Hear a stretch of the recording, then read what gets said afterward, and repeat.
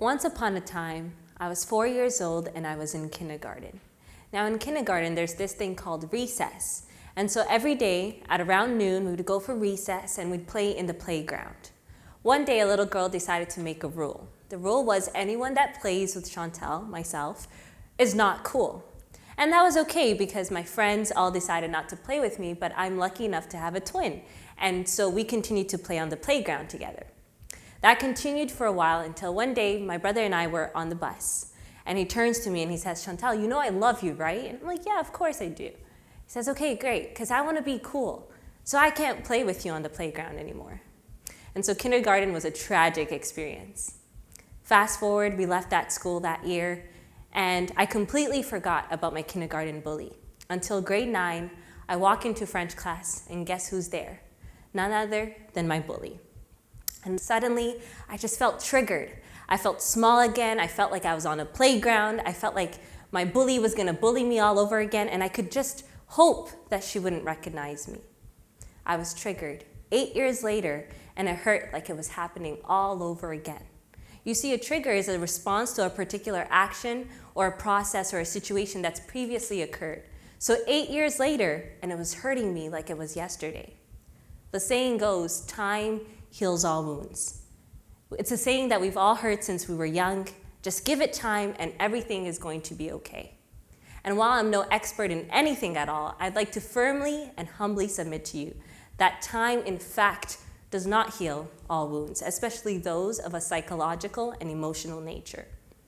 I'm a fourth-year nursing student, and we were taught how to care for physical wounds. We are taught to change dressings and to teach patients to avoid infections and how to maintain proper nutrition so that essentially they don't exacerbate the wound and infect it.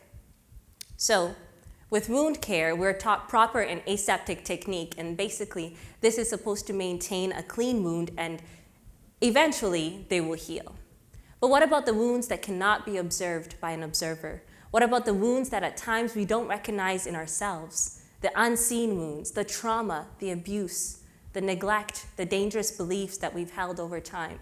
What about the bad memories that leave psychological and emotional wounds on our hearts and on our minds?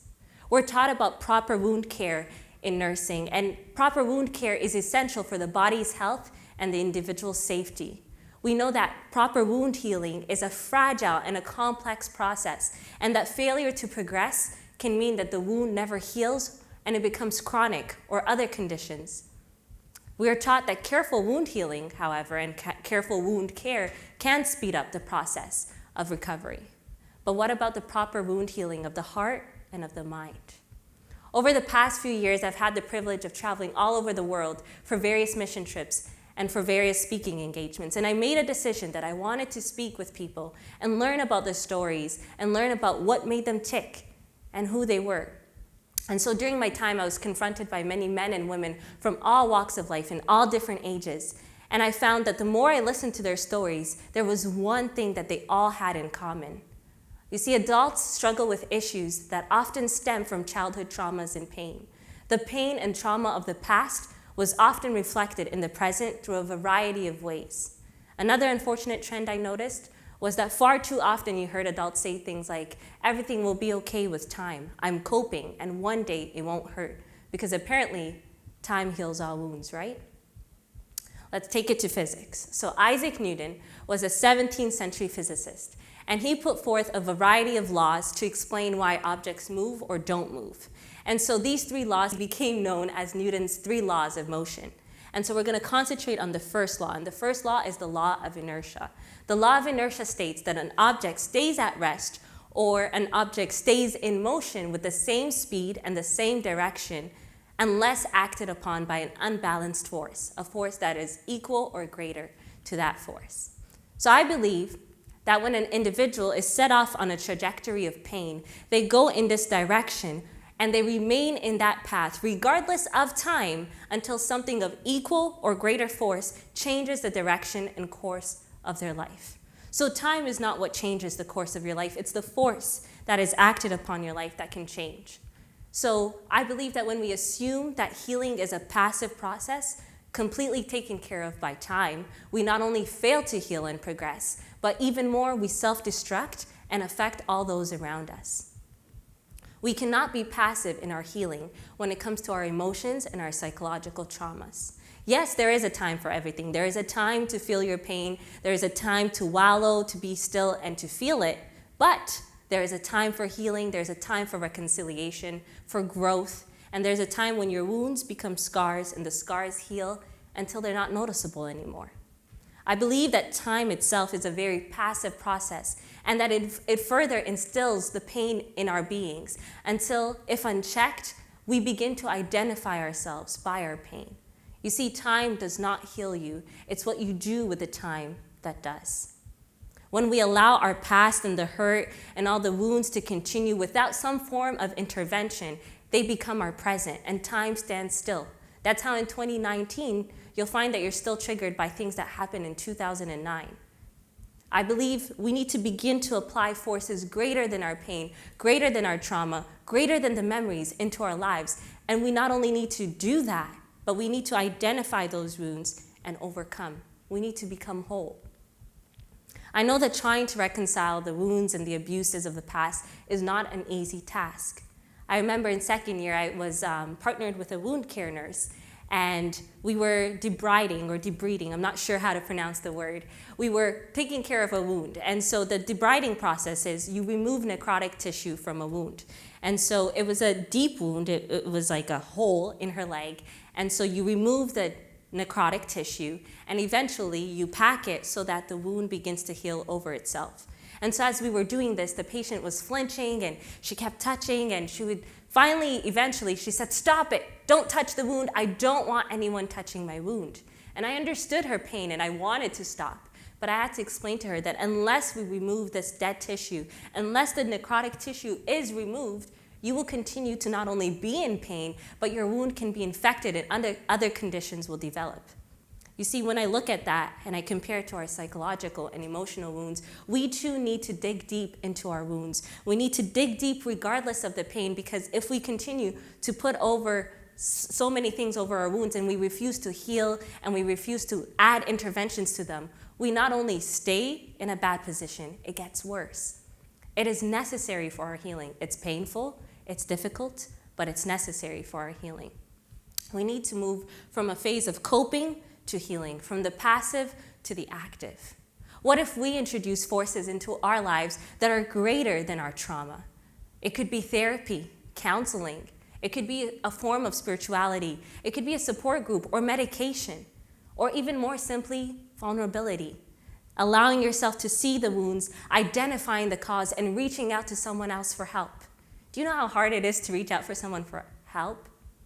I remember I had a psychiatric placement. And oftentimes with our psychiatric patients, we encourage them to go for counseling. And so I decided, you know what, I'm gonna check out counseling for myself. And so I went, and I was in the elevator, and as I was about to go to my counseling session, someone walked in that I recognized, and she asked me, "Hey, where are you headed?" And I had the whole dilemma in my head. Do I tell her I'm going to counseling? What will she think? I don't want to answer the questions, the stigma. And so I just lied and I said therapy. Well, it wasn't quite a lie, it was therapy. But I knew she would assume that it was physical therapy. And so she asked me, "Are you injured?" And I was like, "Yeah, I'm injured." And I've never been physically injured. I don't even play sports, but I was injured. And I stood there in the elevator wondering, why is it so easy to admit that I'm physically injured? Why do I feel no shame? But then when it comes to emotions and psychological help, we're so afraid to admit that we're injured, that we're hurt, that we have wounds. Why do we put such stigma on ourselves? And it's not until we overcome this stigma in our minds and in society that we will overcome and be healed. Why do we fear admitting that we have wounds? And there's someone sitting here that's saying, "You know what? You don't know my story, Chantal. You don't know who hurt me. You don't know what I've been through. And you have no right to tell me to get over it." But I'm telling you that I don't need to know your story to know that you need to heal, because you deserve more than to be sitting and passively waiting for time to take care of your wounds. You deserve more than to be holding onto it and simply waiting. Research time and time again has shown the importance of interventions to not only avoid the negative effects now, but to avoid the negative effects on our mental that can last well into old age. You see, what happens now, if left untreated, continues to instill itself into our being, and in our old age, it still shows up. Time and time again, we are shown the importance of interventions. Don't get comfortable being broken, because you can get comfortable. Even with physical wounds, if they're untreated, eventually you get numb to it, and the pain becomes a distant memory. So we cannot get comfortable, because that's how we develop chronic wounds. And we must reclaim the parts of us that were lost in order to become whole. And wholeness is not a one-time deal. You don't wake up, look in the morning, I'm whole. That's not how it happens. It's a choice, and it's a continuous choice that you and I have to make every single day to reclaim the parts of us that were lost.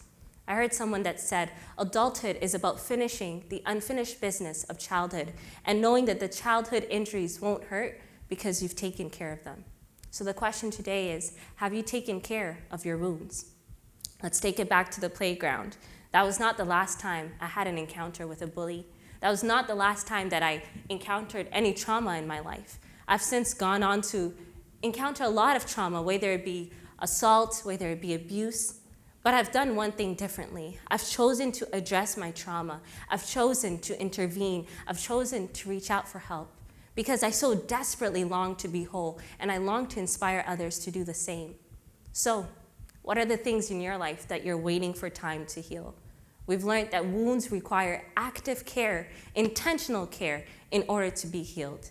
And using the law of inertia, we know that we need an equal or greater force to act on our pain in order to change the trajectory and move us into the right direction. So have you applied a greater force? I challenge you today, apply a greater force to your life. Begin the active work of healing.